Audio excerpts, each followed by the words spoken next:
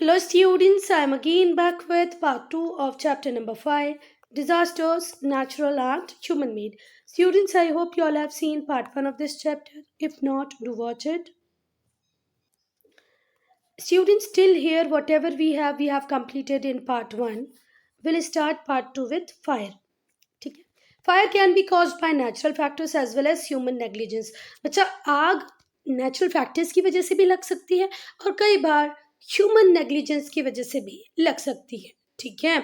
कई बार human intent की वजह से भी लग सकती है. इंटेंशनली किसी जगह को हम जला सकते हैं. कई बार हमारी अपनी नेग्लिजेंस की वजह से लग गई और कई बार तो हमें पता ही नहीं चला, नेचर की वजह से वो प्रॉब्लम क्रिएट करने लगी.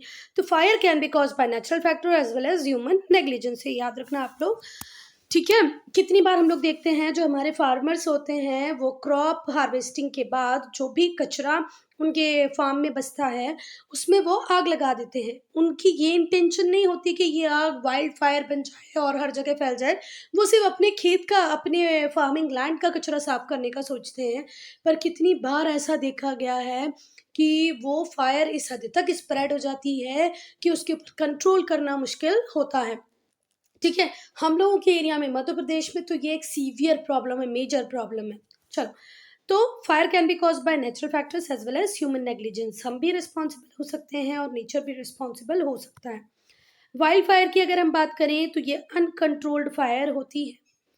कहाँ पर? जंगलों में, फॉरेस्ट एरिया में. ठीक है. बात, वाइल्ड फायर एक अनकंट्रोल्ड फायर है जो वेजिटेशन वाले एरिया में, मतलब फॉरेस्ट एरिया में होती है.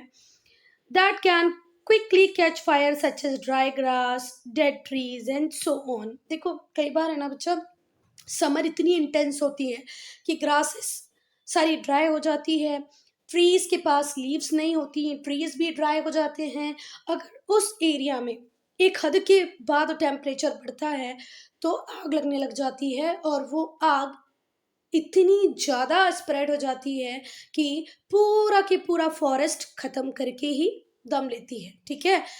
अगर हम इंटरवेंशन ना करें तो, पर गवर्नमेंट टाइमली इंटरवीन करती है. जितने भी एनजीओज होते हैं, कुछ हम लोग भी कंट्रीब्यूट करते हैं और उस आग को तुरंत ख़त्म करने की कोशिश करते हैं, पर हर केस में हमें सक्सेस नहीं मिलती. तो यहाँ से आपको याद रखना कि वाइल्ड फायर एक अनकंट्रोल्ड फायर है. ये उस एरिया में होती है जहाँ पर जो ट्रीज हैं, जो ग्रासेस हैं, वो क्विकली फायर को कैच कर लेते हैं, जैसे dry grasses, dry trees and so on. अब वाइल्ड फायर के जो कॉजेज होते हैं वो अलग अलग हो सकते हैं. कई बार होगा हाई टेम्परेचर, कई बार होगा ड्रॉट. हाई टेम्परेचर मतलब टेम्परेचर इस हद तक बढ़ गया कि आग लग गई. ड्रॉट मतलब एक पर्टिकुलर एरिया में सूखा पड़ा, वहां पर पानी ही नहीं गिरा है, पेड़ सूखने लग गए, इस वजह से आग लग गई. नेचुरल लाइटनिंग, यस, जो थंडरिंग होती है, नेचुरल लाइटनिंग होती है, तो नेचुरल लाइटिंग की वजह से भी कई बार आग लग जाती है. बहुत सारे केसेस हमने वाइल्ड फायर के देखे हैं in the forest of Uttarakhand, India. 2016 में उत्तराखंड में बहुत बार हमने देखा बच्चा कि, तो उत्तराखंड में जंगल भी बहुत है, वहां के जंगलों में आग लगी है. 2016 की बात कर रहे हैं हम, है ना. अब हम इस फायर के रिस्क को कैसे मिनिमाइज कर सकते हैं वो पढ़ेंगे. We aware of the news updates. देखो, न्यूज़ तो सबके लिए बहुत इंपॉर्टेंट है. अगर आप 5th क्लास के स्टूडेंट हैं, 8th क्लास के स्टूडेंट हैं, या तो आप ग्रेजुएट हैं, न्यूज़ बहुत इंपॉर्टेंट होती है. और अगर आप किसी ऐसे एरिया में रह रहे हैं जहाँ पर वाइल्ड फायर हो सकती है ना, तो आपको बेटा एक पर्टिकुलर टाइम के बाद जब ऐसा लगे कि यार गर्मी बहुत हो रही है, पानी भी प्रॉपर नहीं गिरा, पेड़ सारे सूख रहे हैं, तो आपको लोकल मीडिया, फायर डिपार्टमेंट से जो न्यूज़ अपडेट्स आती हैं उससे ध्यान से सुनना चाहिए. इमरजेंसी सप्लाई किट अपने पास रखनी चाहिए. उस एरिया की गैस पाइपलाइन को टर्न ऑफ कर देना चाहिए. सारे विंडोज़ डोर को क्लोज कर देना चाहिए. पहले बात तो आपको गैस पाइपलाइन को क्लोज करो और फिर डोर विंडोज़ को क्लोज करना है ना. नहीं तो पहले आपने गैस पाइपलाइन चालू रखी है, दरवाजे खिड़की और बंद कर दिए तो बहुत प्रॉब्लम में आ जाएंगे आप. पहले गैस की पाइपलाइन बंद करो, फिर दरवाजे खिड़की बंद करो. अब बेटा, सिर्फ जो कॉजेज हमने पढ़े उन्हीं की वजह से फायर नहीं होती कि नेचुरल लाइटनिंग हो गई, ड्रॉट हो गया, हाई टेम्परेचर हो गया. इसके अलावा अगर हम ह्यूमन नेग्लिजेंस की बात करें या हम ह्यूमन नेग्लिजेंस की बात नहीं करें तो हम सोचें कि इलेक्ट्रॉनिक अप्लायंसेस एक टाइम के बाद अगर उनमें कोई माल फंक्शनिंग होती है उसकी वजह से भी फायर हो सकती है। देखो, fire can also be cause due to electric short circuit. अगर इलेक्ट्रिक शॉर्ट सर्किट होगा उससे भी आग लग जाएगी। फ्यूल लीकेज होगा, फ्यूल लीकेज होगा मतलब आप के घर में अगर कोई पेट्रोल है, डीजल है, वो भर भर के रख रखा है, उसमें लीकेज हो जाए तो आग लग सकती है। कई बार गाड़ियों से फ्यूल लीकेज होता है, उसकी वजह से आग लग सकती है। फायरवर्क्स, जो फायरवर्क्स का काम होता है, कई बार हम जो वेल्डिंग वगैरह करते हैं, फायरवर्क का काम जो हो रहा है, उसकी वजह से भी आग लग सकती है। इसका बेस्ट एग्जाम्पल है उपहार फायर ट्रेजेडी। ये दिल्ली में हुई थी बेटा, उपहार फायर ट्रेजेडी ये दिल्ली में हुई थी। और ये वर्स्ट ट्रेजेडी के नाम से जानी जाती है कि इंडिया में फायर ट्रेजेडी को लेकर के वर्स्ट ट्रेजेडी कौन सी हुई, तो उपहार फायर ट्रेजेडी हुई थी। ये हुई थी 13 जून 1997 को। कहाँ पर? उपहार सिनेमा में।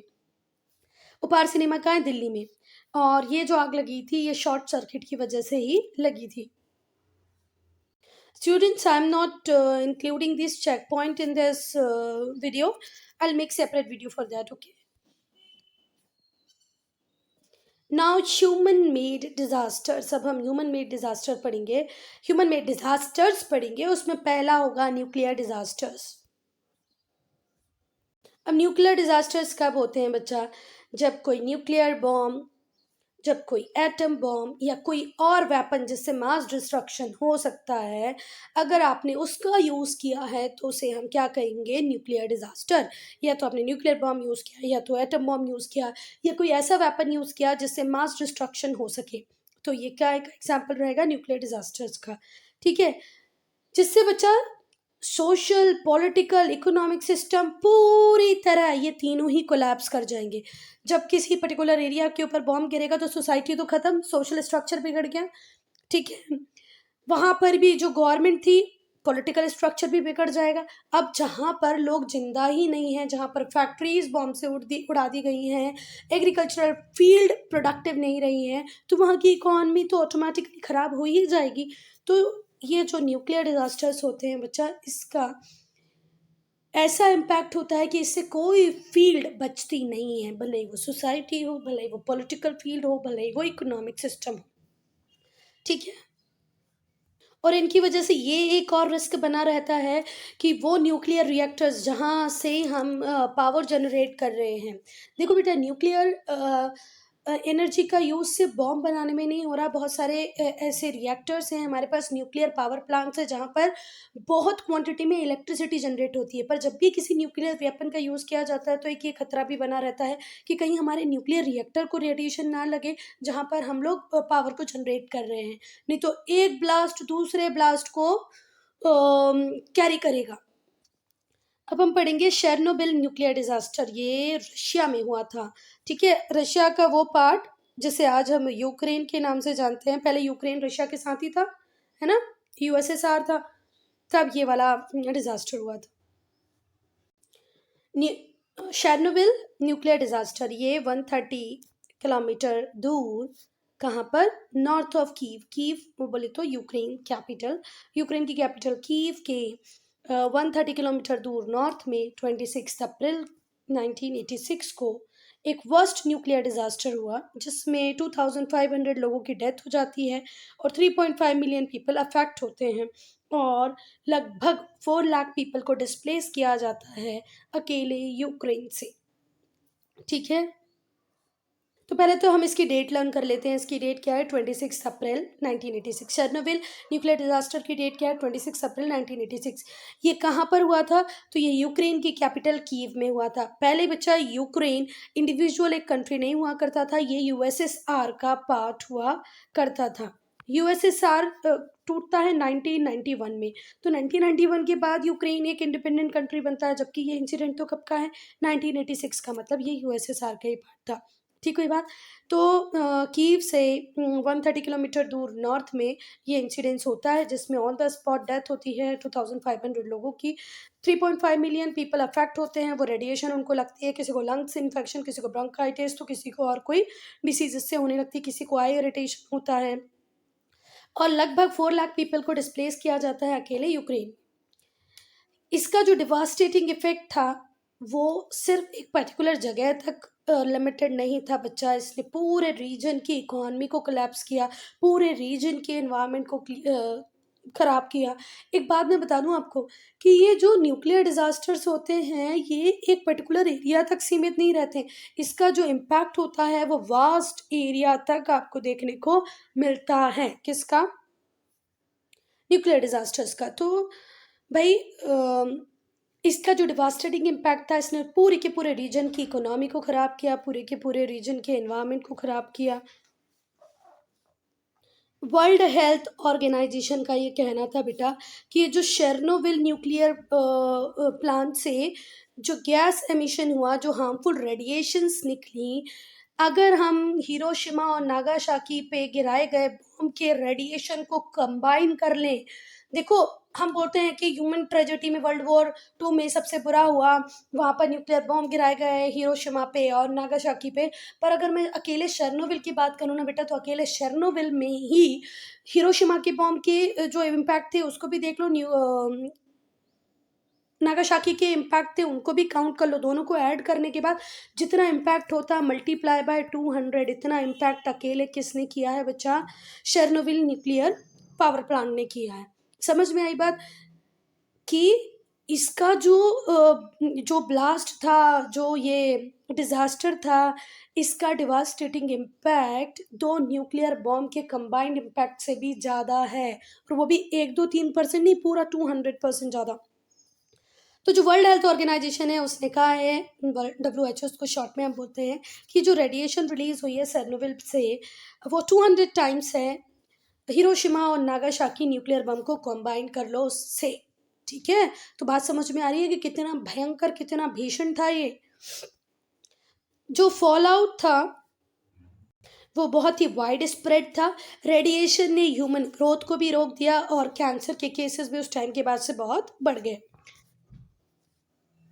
मेजर्स टू मिनिमाइज रिस्क, बेटा जब भी न्यूक्लियर डिजास्टर हो आपको पैनिक नहीं होना है। Do not look at the fire blast, जो फायर ब्लास्ट हो रहे हैं उन्हें तो बिल्कुल नहीं देखना है। देखो न्यूक्लियर अटैक होता है या जो न्यूक्लियर डिजास्टर होता है उसके बाद जो फायर ब्लास्ट होते हैं उनको आपको बिल्कुल देखना नहीं है, क्योंकि इससे आपको ब्लाइंडनेस हो सकती है। घर में छुप के चुपचाप बैठे रहो।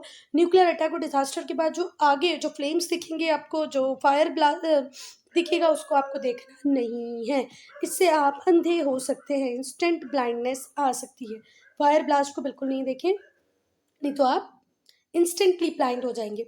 Do not move out of your house and close all door and Windows, सारे घर के खिड़की दरवाजे लगा दो बिल्कुल अच्छी तरीके से, और घर के बाहर तो जाने का सोचो ही मत। और ऐसा नहीं कि सिर्फ विद इन आवर आप बाहर चले जाओ, विद इन 2 आवर आप बाहर चले जाओ, आपको कम से कम जितना ज़्यादा टाइम आप घर में रह सको उतना ज़्यादा टाइम आपको घर में रहना है।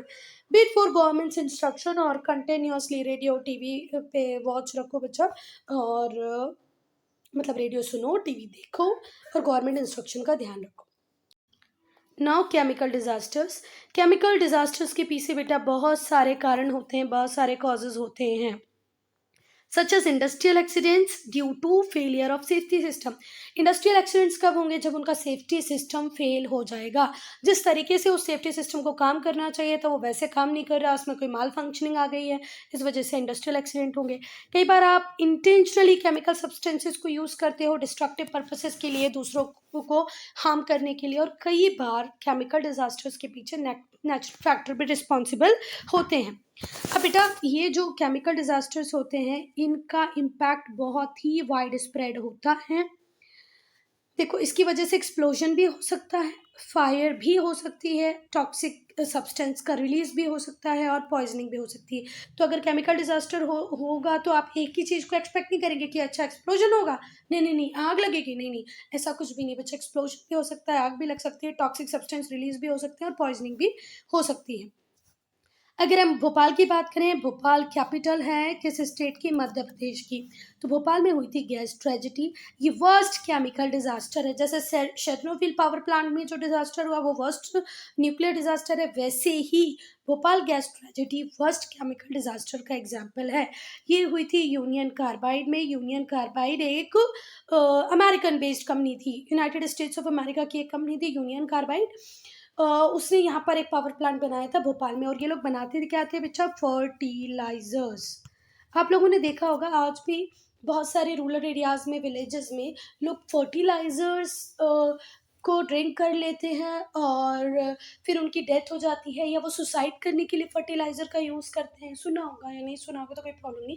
मतलब फर्टिलाइजर बहुत पॉइजनस होता है, छोटी छोटी डब्बियों में आता है, और अगर आपने एक डब्बी भी ली तो आपका ऊपर जाना निश्चित होता है। तो फर्टिलाइजर सोचो कितना हार्मफुल होता है। तो ये जो यूनियन कार्बाइड कंपनी थी, जो यूएसए की थी, वहां पर बनते थे फर्टिलाइजर्स, ठीक है। वहां से 3 दिसंबर को 1984 में लीकेज हुई पॉइजनस गैस की। वो पॉइजनस गैस कौन सी थी? MIC, methyl isocyanide. MIC बोले तो मिथाइल आइसोसाइनाइड। कहाँ से हुई? यूनियन कार्बाइड फैक्ट्री से हुई, ठीक है। और इसकी वजह से बहुत बड़ा डिजास्टर हुआ। 3 लाख से भी ज़्यादा पीपल अफेक्ट हुए इस डिजास्टर से। तो भोपाल गैस ट्रेजेडी में कौन रिस्पॉन्सिबल था? Union carbide. ये कहाँ की कंपनी थी? यूनाइटेड स्टेट्स ऑफ अमेरिका की। कौन सी गैस रिलीज हुई? Methyl isocyanide. ये जो फैक्ट्री थी ये क्या बनाती थी? फर्टिलाइजर्स। कितने लोगों को अफेक्ट हुआ? More than 3 lakh. कब हुई? 3 दिसंबर 1984। अब इसके रिस्क को कैसे मिनिमाइज कर सकते हैं? तो आपको पैनिक नहीं होना है, एवाक्यूएशन प्लान को कामली फॉलो करना है। कई बार हम लोग देखते हैं कि पैनिक इतना बढ़ जाता है कि कुछ लोग यहाँ खड़े होते हैं, ये इस डायरेक्शन में भागते हैं, कुछ लोग जो यहाँ खड़े होते हैं वो इस डायरेक्शन में भागते हैं, और इस भागने में ही भगदड़ मच जाती है, लोग एक दूसरे के ऊपर गिर गिर के ही मर जाते हैं। आपको ऐसा कुछ नहीं करना है। आप जिस भी फैक्ट्री में काम कर रहे होंगे, आपको एक एवाक्यूएशन प्लान पता होगा ना कि यार अगर कुछ रिलीज हो जाता है, कोई हार्मफुल गैसेज होती है, तो हमें इस डायरेक्शन को लेना है, इस पाथ को लेना है। तो बस आपको शांति से अपने एवाक्यूएशन प्लान को ही फॉलो करना है। जो एल्डरली और जो सिक हैं, मतलब जो बहुत बूढ़े लोग हैं या जो बीमार लोग हैं, जो वॉक नहीं कर सकते, है ना। अब जैसे कोई बहुत बीमार व्यक्ति आपके घर में रहता है, कोई बहुत ओल्ड एज व्यक्ति आपके घर में रहता है, जो अब घर के बाहर आप उसको नहीं ले जा सकते, तो बेटा उसको घर में ही रखो। दरवाजे और खिड़कियों को बहुत अच्छे से लगा देना कि वो जो हार्मफुल केमिकल की जो पॉइजनस गैसेस हैं वो आपके घर में एंटर ना करें। कब उसके बाद एक बार जब ये केमिकल एक्सप्लोजन हो जाए, डिज़ास्टर हो जाए, उसके बाद अनकवर्ड वाटर और फूड आइटम्स को बिल्कुल कंज्यूम ना करें, क्योंकि उनके अंदर वो पॉइजनस गैसेस समा चुकी होंगी, मतलब उनके अंदर उनका इम्पैक्ट आ चुका होगा। इमरजेंसी नंबर को सेव करें, फायर स्टेशन का नंबर सेव होना चाहिए, एम्बुलेंस सर्विसेज, हॉस्पिटल्स आसपास जो नियर बाय एरिया में है वो आपको पता होने चाहिए, उनका नंबर आपके पास होना चाहिए। और बेटा सबसे बड़ी बात तो हमारी गवर्नमेंट को ये ध्यान देना चाहिए कि जितनी भी केमिकल इंडस्ट्रीज़ हैं जो ये इन पॉइजन के ऊपर काम कर रही हैं, फर्टिलाइज़र बना रही हैं, पेस्टिसाइड बना रही हैं, इंसेक्टिसाइड बना रही हैं, इनको रेसिडेंशियल एरिया से बहुत दूर एस्टेब्लिश करना चाहिए। Now disaster management. बेटा डिज़ास्टर मैनेजमेंट एक बहुत ही वाइड टर्म है, जिसमें डिज़ास्टर ना हो उसके लिए आपको क्या करना है, डिज़ास्टर हो जाए उसके बाद आपको क्या करना है, और डिज़ास्टर जब ख़त्म हो जाए तो लोगों को रिकवरी के लिए कैसे हेल्प करना है। इन तीनों में जो जो एक्टिविटीज़ होंगी वो डिज़ास्टर मैनेजमेंट में इंक्लूड हो जाएंगी। जैसे अगर हम फ्लड की बात करते हैं, सपोज करो किसी रिवर में कंटिन्यूस फ्लडिंग होती है, तो पहले तो हम ये देखेंगे कि रिवर के ऊपर एम्बार्कमेंट बना दें, रिवर के सिल्ट को क्लीन कर दें। रिवर के अंदर जो पेबल्स हैं, सिल्ट हैं, जिनकी वजह से उसमें वाटर कम है और नीचे सिल्ट कचरा ज़्यादा है, तो उसको आप क्लीन कर दें। ये पहली प्रोएक्टिव स्टेप होगी। इसके बाद भी अगर फ्लड आ जाती है तो आप क्या करेंगे, आप इमरजेंसी किट सप्लाई करेंगे, लोगों को वार्निंग देंगे, प्रॉपर उनको प्रॉपर रिहेबिलिटेट करेंगे, सेफ एरियाज में ले जाएंगे। इसके बाद जब वो घर में वापस आएंगे, जब सब देखेंगे कि यार सब टूट गया है, उनके पास कुछ भी बचा नहीं है, तब आप उनको रिकवर करने में भी हेल्प करेंगे, उन्हें फाइनेंशियल एड देंगे, जॉब अपॉर्चुनिटीज़ क्रिएट करेंगे, ठीक है, उनके लिए घर बनाएंगे। तो these all consist of disaster management. तो ये एक ब्रॉड टर्म है। अब हम बुक में देखते हैं क्या लिखा है। Disaster management include those activities. Disaster management में वो एक्टिविटीज़ इंक्लूड होती हैं जो आप डिज़ाइन करते हो डिजास्टर को कंट्रोल करने के लिए, लोगों को हेल्प करने के लिए। और लोगों को हेल्प कैसे करोगे, जिससे कि लोगों के ऊपर वो डिज़ास्टर का जो इम्पैक्ट है वो रिड्यूस हो जाए, वो इजीली रिकवर कर पाए, या तो वो डिज़ास्टर्स को अवॉइड कर पाए, मतलब उससे बच पाए। तो ये पूरा डिज़ास्टर मैनेजमेंट का मीनिंग होगा, और ये बहुत इंपॉर्टेंट है। मैम 2 मार्क में पूछ सकती है what do you mean by disaster management, तो आपको ये लर्न कर लेना है, वो भी as it is easy language में तो लिखा है कि disaster management includes those activities that are design to control disaster and help people In what? To avoid, reduce the effect of or recover from impact of disaster. ठीक है, चलो. There are different phases of disaster management. Disaster management की different phases हैं. पहला, response and relief. Second, rehabilitation and reconstruction. पहले तो आप जब भी कोई डिज़ास्टर आएगा आपको उसको प्रॉपर रेस्पॉन्ड करना है. कैसे रेस्पॉन्ड करना है, कब क्या क्या आप कर सकते हैं जिससे डिज़ास्टर कम हो. फिर जो लोग हैं उन्हें रिलीफ प्रोवाइड कराएं, उन्हें एक पर्टिकुलर सेफ जगह पहुंचा दें. फिर वापस से जहाँ पर वो रह रहे थे वहाँ सब कुछ टूट फूट चुका होगा उसे रिकंस्ट्रक्ट करा दें, है ना. यहाँ पर मिटिगेशन का मतलब होता है इस तरीके से आप अपनी चीज़ों को प्लान करें जिससे जो लॉस होने वाला है, जो इफेक्ट है वो कम से कम हो जाए. प्रिपेयर्डनेस, कुछ इस तरीके से प्लान करो कि आप पूरी तरह प्रिपेयर हो कि जो भी डिजास्टर आने वाला है वो आपके ऊपर इम्पैक्ट डाले ही ना. तो यहाँ पे सिंपल 1 मार्क क्वेश्चन बन सकता है. What are the different phase of disaster management. तो फर्स्ट आ जाएगा response and relief, second rehabilitation, reconstruction, third mitigation and fourth preparedness. Now importance of disaster management. अब बेटा हम पढ़ेंगे क्या importance है disaster management का. देखो disasters तो इनएविटेबल है ना. आप earthquake को रोक सकते हो, ना volcanic को रोक सकते हो, और ना ही तो आप किसी मशीन को ये बोल सकते हैं कि बेटा तुम प्रॉपर काम करना, कोई माल फंक्शन नहीं करना. इट मीन्स ये तो इनएविटेबल है ही, हम इनको रोक तो सकते नहीं है. पर डिज़ास्टर प्रिपेयर्डनेस हमारे हाथ में है कि भाई अगर कोई डिज़ास्टर हो भी जाए तो उसके लिए हम वेल प्रिपेयर्ड कैसे रहें.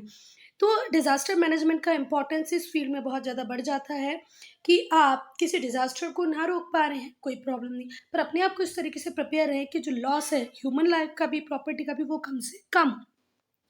डिज़ास्टर मैनेजमेंट की जो टीम होती है वो अवॉइड कर सकती है कुछ हद तक डिज़ास्टर को, उसके इम्पैक्ट को कम कर सकती है, क्विक रेस्क्यू और रिलीफ ऑपरेशन परफॉर्म कर सकती है, रिहेबिलिटेशन प्रोग्राम चला सकती है कि आप इस एरिया में थे जहाँ पर बहुत ज़्यादा फ्लड आ रही थी, आपको उठा के यहाँ डाल दिया, यहाँ ले आए, है ना.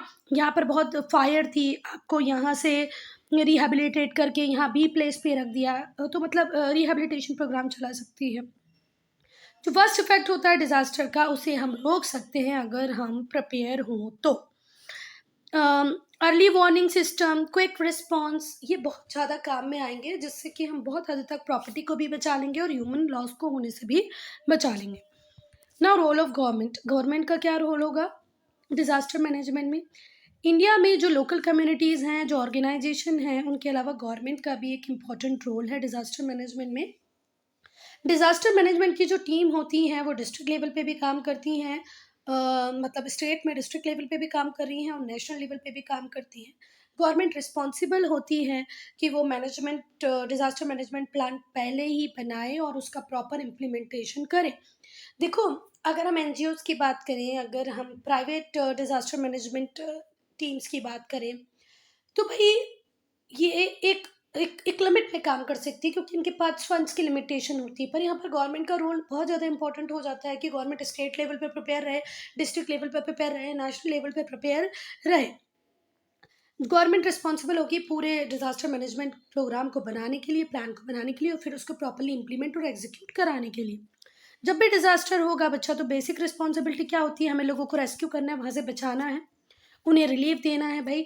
अब वो अपना घर छोड़ के किसी दूसरी जगह जाएंगे तो उन्हें फूड भी चाहिए पड़ेगा, मेडिसिन भी चाहिए पड़ेगी, वो सारी चीज़ें उन्हें अवेलेबल कराएं, उन्हें रिहेबिलिटेट कराएं. जिस जगह आप उन्हें रख रहे हैं ये तो देखिए कि वहाँ बेसिक फैसिलिटी अवेलेबल है कि नहीं.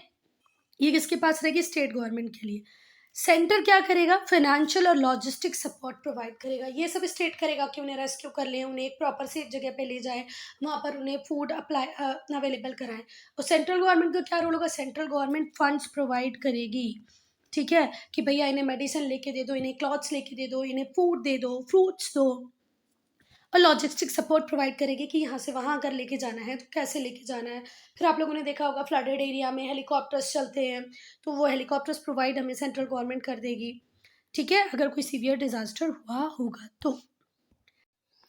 अब हम नेशनल लेवल पे देखेंगे तो नेशनल लेवल पे जो मिनिस्ट्री ऑफ होम अफेयर्स है वो रिस्पॉन्सिबल होती है एक्टिविटीज़ को कोऑर्डिनेट करने के लिए.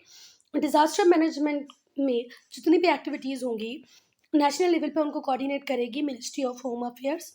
ठीक है, सिर्फ ये ड्रॉट के लिए काम नहीं करते। ड्रॉट का मतलब होता है सूखा, मतलब बहुत टाइम तक जब रेनफॉल नहीं होती है बच्चा, या रेनफॉल जितनी चाहिए होती है उतनी नहीं होती है, लेस रेनफॉल होती है, तो उस एरिया में क्या पड़ जाता है, सूखा, मतलब ड्रॉट।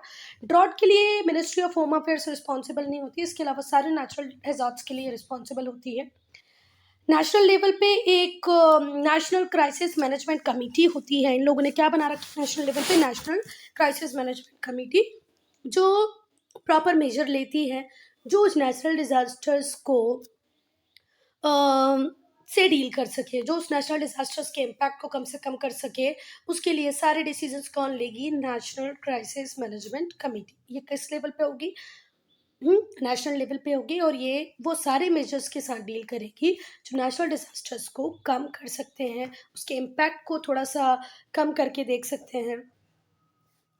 अब हम स्टेट लेवल की बात करें तो हर स्टेट में state level disaster management committees होती हैं।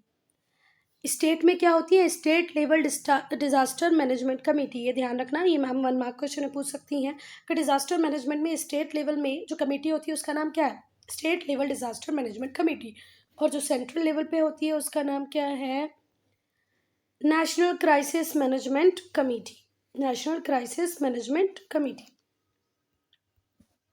और इस कमेटी को, state level disaster management committee को हेड करते हैं चीफ मिनिस्टर और the chief secretary of the state. State का चीफ सेक्रेटरी या चीफ मिनिस्टर उसको देखिए उसको हेड करेंगे। ये रिलीफ प्रोग्राम की बात भी करते हैं, रिहैबिलिटेशन प्रोग्राम की भी बात करते हैं of the affected community. State level disaster management में जो कमेटी बनाई जाएगी वो प्रॉपर रिलीफ पहुंचाने की कोशिश करेगी, लोगों को वहाँ से रिहैबिलिटेट करेगी, जिस भी कम्युनिटी के ऊपर कोई भी नेचुरल डिजास्टर का इम्पैक्ट है उसके साथ ही प्रॉपरली डील करेंगे।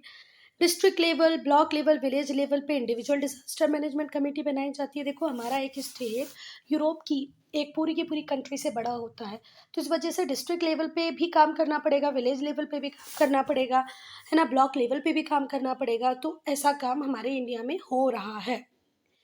डिस्ट्रिक्ट लेवल पे, ब्लॉक लेवल पे, विलेज लेवल पे इंडिविजुअल डिजास्टर मैनेजमेंट कमिटीज़ होती हैं जिन्हें district magistrate, block development officer, sarpanch head करते हैं। अगर वो विलेज लेवल पे होगी तो उसका हेड होगा सरपंच, ब्लॉक लेवल पे होगी तो BDO, ब्लॉक डेवलपमेंट ऑफिसर, और डिस्ट्रिक्ट लेवल पे होगी तो डिस्ट्रिक्ट मजिस्ट्रेट उसको हेड करेगा। जो मेन फंक्शन होते हैं इस कमेटी के वो ये होते हैं कि ये लोकल एडमिनिस्ट्रेशन में हेल्प करते हैं, डिज़ास्टर मैनेजमेंट प्लान बनाते हैं, प्रॉपर ट्रेनिंग लेते हैं पर्सोनेल की जो उस पर्टिकुलर डिज़ास्टर में काम करेंगे, और मॉक ड्रिल्स भी करवाते हैं। मॉक ड्रिल्स का मतलब क्या होता है बेटा कि आप उस सिचुएशन को आर्टिफिशियली क्रिएट करें और उसमें देखिए कि आपकी टीम कितनी प्रिपेयर है, कितना अच्छा परफॉर्म कर पा रही है। अदर ग्रुप्स की अगर हम बात करें तो बेटा जब डिजास्टर मैनेजमेंट आता है तो क्या सारी जिम्मेदारी सरकार की होती है, गवर्नमेंट की होती है, हम लोगों को कुछ नहीं करना चाहिए? ऐसा नहीं है। अगर कोई डिजास्टर आता है तो सारी रिस्पॉन्सिबिलिटी सिर्फ और सिर्फ सरकार के हाथों में नहीं होती बेटा, लोकल कम्युनिटीज़ को भी पहला रिस्पॉन्स तो उन्हें खुद को करना है ना, तो लोकल कम्युनिटीज़ को भी पूरी तरह रेडी होना चाहिए, एक इम्पॉर्टेंट रोल प्ले करना चाहिए क्राइसिस की सिचुएशन को हैंडल करने में। दूसरे वॉलंटरी ऑर्गेनाइजेशन भी होते हैं जो कंट्री को हेल्प करते हैं डिज़ास्टर को इफेक्टिवली मैनेज करने के लिए। बेटा चेक पॉइंट के लिए सेपरेट वीडियो होगा। अब हम चलते हैं आगे। केस स्टडीज़ में है फ्लड इन असम। असम में जो फ्लड आती है उसको पढ़ेंगे हम। असम हमारा एक नॉर्थ ईस्टर्न स्टेट्स है, ठीक है। अगर हम इंडिया को बात करें तो ये यहाँ पर जो स्टेट्स होते हैं इन्हें हम क्या बोलते हैं, नॉर्थ ईस्टर्न स्टेट्स। असम एक नॉर्थ ईस्टर्न स्टेट्स है। यहाँ पर सबसे यहाँ मिलेगा that is frequently ravaged by natural disaster flood, जिसमें हर साल फ्लड आती है, पूरे असम को बर्बाद करके चली जाती है। कॉजेज़ क्या होते हैं बच्चा, जो ब्रह्मपुत्र रिवर है उसका ओरिजिन होता है तिब्बत में, ठीक है। कॉजेज़ क्या होते हैं बेटा असम में फ्लड का, कि असम में जो फ्लड आती है वो आती है रिवर ब्रह्मपुत्र की वजह से। रिवर ब्रह्मपुत्र पूरे असम में बहती है, लेंथ, है ना, through the length of Assam. इसका जो ओरिजिन है वो तिब्बत में हुआ होता है ब्रह्मपुत्र रिवर का।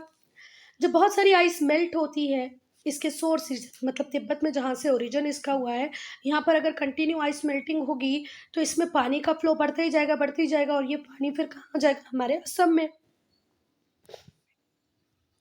और स्नो मेल्ट होने की वजह से, आइस मेल्ट होने की वजह से रिवर का लेवल राइज हो जाता है, इसी वजह से आती है flood. Assam receives heavy rainfall from the Bay of Bengal branch. हमारा जो मानसून होता है उसकी दो ब्रांचेस होती हैं, तो जो असम होता है वो बे ऑफ बंगाल ब्रांच से बहुत ज़्यादा हैवी रेनफॉल रिसीव करता है। दूसरी ब्रांच का नाम है अरेबियन सी ब्रांच। ठीक है, ये जो वॉल्यूम होता है बेटा वो पानी का, जब रिवर में बहुत ज़्यादा बढ़ जाएगा तो अब सी बात है फ्लड तो आएगी। तो बे ऑफ बंगाल से असम भी अच्छी खासी रेनफॉल रिसीव कर लेता है। जहाँ सोर्स है इस ब्रह्मपुत्र रिवर का, वहां से भी आइस मेल्ट हो रही है, तो पानी इतना हो जाता है कि वो रिवर के अंदर समाता नहीं है, वो बाहर उसके बैंक्स पे आ ही जाता है। This result in an increase the volume of water in the Brahmaputra river which overflow the bank causes wide spread flood. अब भैया दो दो जगह से इतना सारा पानी आ रहा है, तो अब इसी बात रिवर के अंदर रह नहीं पाएगा, वो बाहर निकलेगा, उसके बैंक्स में फैलेगा और वाइड स्प्रेड फ्लड आ जाएगी। इफेक्ट क्या क्या होते हैं बच्चा? एनुअल जो फ्लड आती है असम में, उससे सीवियर डैमेज होता है इकोनॉमी का भी, इन्वायरमेंट का भी। जो वास्ट एरिया जो कल्टिएबल लैंड का होता है वो फ्लड वाटर से फिल हो जाता है। ठीक है, एंड जो सेडिमेंट्स होते हैं वो भी डिपॉजिट हो जाते हैं, जिससे जो स्टैंडिंग क्रॉप होती है बच्चा वो पूरी तरह डैमेज हो जाती है। तो अगर आपकी ये फील्ड है, इसमें क्रॉप खड़ी हुई है बहुत अच्छे से, अगर यहाँ पर हैवी फ्लो आ जाएगा वाटर का बच्चा, तो ये जो क्रॉप है ये स्टैंडिंग पोजीशन में नहीं रह पाएगी, यहीं पानी में गिर जाएगी और धीरे धीरे से पूरी क्रॉप खराब हो जाएगी। और जो सेडिमेंट्स रुक रुक रह जाते हैं वो भी हमारे क्रॉप के लिए बहुत ही बैड होते हैं। अगर बहुत सीवियर फ्लड आ जाती है ना बच्चा, बहुत सारा पानी इकट्ठे मिट्टी में आ जाएगा, तो obvious सी बात है वो हमारे सॉइल कवर को भी, जो टॉप लेयर होती है जो फर्टाइल होती है, इसको भी वॉश अवे कर देगा। जो घर होंगे लो लाइंग एरिया में वो भी डूब जाएंगे, वॉश अवे हो जाएंगे। ह्यूमन लाइफ का भी लॉस होगा, ह्यूमन प्रॉपर्टी का भी लॉस होगा, बहुत सारे life stock as well as wildlife, जैसे कांजीरंगा वहाँ पर नेशनल पार्क है, मानस नेशनल पार्क है, तो उन दोनों में जो एनिमल्स रह रहे हैं उनका भी बहुत ज़्यादा लॉस होगा। देखो, जो घर है लो लाइंग एरिया में, निचले एरिया में, वो तो पूरी तरह वॉश ऑफ हो जाएंगे। बहुत सारे लाइव स्टॉक मतलब एनिमल वाइल्ड लाइफ, इनका भी लॉस होगा। कांजीरंगा मानस नेशनल पार्क में इस फ्लड के कारण बहुत ज़्यादा लॉस होता है हमारे वाइल्ड लाइफ का, मतलब वाइल्ड एनिमल्स जो नेशनल पार्क में रखे हैं, मतलब हैं। जो फ्लड वाटर है वो ख़राब कर देता है हमारे फ्रेश वाटर सोर्सेज को भी। और फिर बेटा जब तक बाढ़ रहती है, जब तक बहुत सारी डिसीजेज जैसे कोलेरा, डायरिया, डिसेंट्री, इनका भी बहुत ज़्यादा चांस बना रहता है, क्योंकि जो हमारे फ्रेश वाटर सोर्सेज थे उसमें अब ये फ्लड का जो डर्टी वाटर है वो मिल गया है, तो उससे कोलेरा, डायरिया, टाइफाइड होने के चांसेस रहते हैं। अब हम देखेंगे नेपाल का अर्थक्वेक जो 25 अप्रैल 2015 में आया। नेपाल में अर्थक्वेक कब आया? 25 अप्रैल 2015। एक बहुत ही भयंकर अर्थक्वेक आया हिमालयन नेशन नेपाल में। कब? 11:56 लोकल टाइम। कब आया? 25 अप्रैल 2015 में। इसका जो एपिसेंटर था वो था लामजुंग विलेज में। मतलब देखो, अर्थक्वेक जहाँ से ओरिजिनेट होता है उस पॉइंट को फोकस बोलते हैं, उसके ऊपर होता है उसका एपिसेंटर। जो एपिसेंटर था वो कहाँ था? लामजुंग में। 80 kilometre north west to Kathmandu, Kathmandu से नॉर्थ वेस्ट में 80 किलोमीटर दूर काठमांडू है नेपाल का कैपिटल, ये तो आपको पता ही होगा। और इस अर्थक्वेक का मैग्नीट्यूड कितना होता है? 7.8 on Richter scale. Richter scale पे हम अर्थक्वेक की इंटेंसिटी को मेजर करते हैं, तो उस पर 7.8 था। बेटा इसका जो इम्पैक्ट था वो सेवरल सराउंडिंग कंट्रीज़ में भी देखने को मिला। मतलब वहाँ पर भी अर्थक्वेक के वाइब्रेशन ट्रीमर्स को हमने फील किया। कहाँ कहाँ पर? इंडिया में, चाइना में, भूटान में, बांग्लादेश में। ओरिजिन जो अर्थक्वेक था इसका ओरिजिन था major fault line where Indian plate is slowly going underneath to Eurasian plates.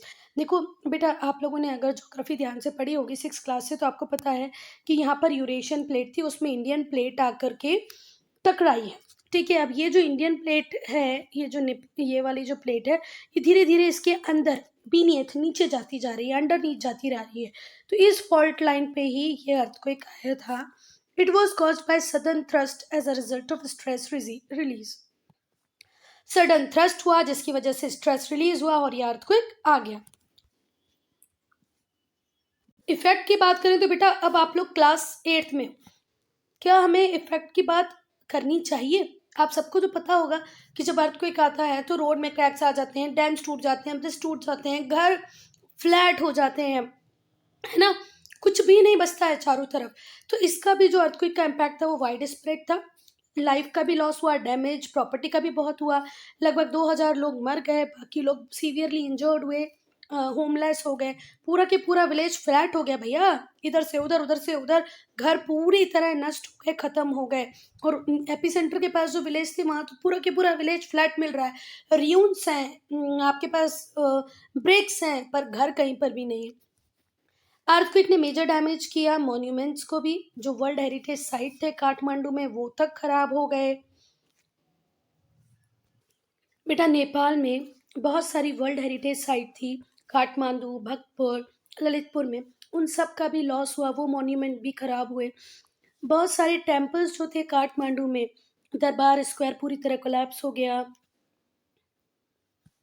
धराहट tower जो बिल्ड की गई थी 1832 में वो भी पूरी तरह कोलैप्स कर गई। अर्थक्वेक ने एवलांच को भी ट्रिगर किया। एवलांच क्या होता है, जब बड़े बड़े जो ग्लेशियर्स होते हैं वो अपनी पोजीशन को छोड़ के नीचे की तरफ आने लगे, तो यहाँ पर एवलांचेस हुए, लैंडस्लाइड्स हुई, है ना, कहाँ कहाँ पर, माउंट एवरेस्ट पे और लंगतांग वैली में, लतांग वैली।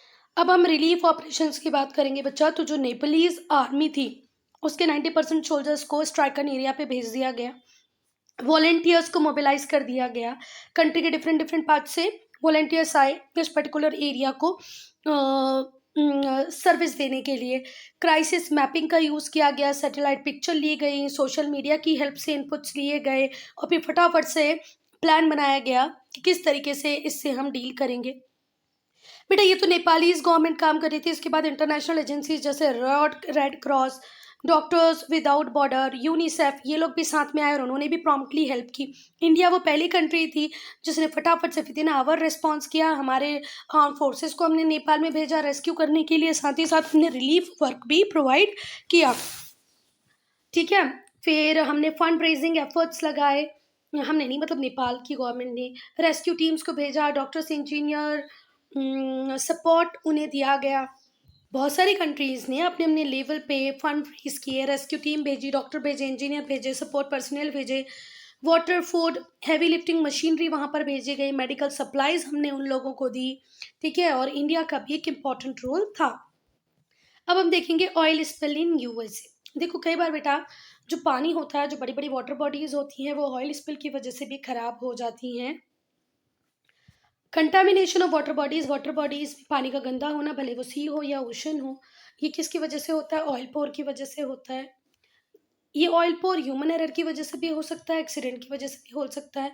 और ये जो ऑयल स्पिल थी यूएसए की, ये नॉन ऑयल स्पिल थी, इसने मराइन लाइफ को भी इम्पैक्ट किया, लार्ज एक्सटेंट तक समुद्र के अंदर जो जीव रहते हैं, जो लाइफ है, मराइन लाइफ है, उसको लॉस किया। इंसिडेंट जो हैं ऑयल स्पिल के, इनका जो इम्पैक्ट होता है बहुत ही डिवास्टेटिंग होता है, कैटास्ट्रॉफिक होता है। अगर हम यूएसए की बात करें तो अब तक बहुत सारी ऑयल स्पिल यहाँ हो चुकी हैं। 5 दिसंबर 2016 को हुई थी, 5 मार्च 2015 में हुई, 29 अक्टूबर 2012 में हुई, और 20 अप्रैल 10 में भी यहाँ पर ऑयल स्पिल हुई। 5 दिसंबर को कहाँ हुई बच्चा, नॉर्थ डकोटा में हुई। कॉज था बैली फाउशे पाइपलाइन की वजह से ये प्रॉब्लम हुई। 5 मार्च 2015 में इलिनॉइस में हुई, ये ऑयल ट्रेन पर डिरेलमेंट था, मतलब एक ट्रेन थी जो ऑयल भर के जा रही थी, वो डिरेल हो गई, अपने रास्ते से भटक गई।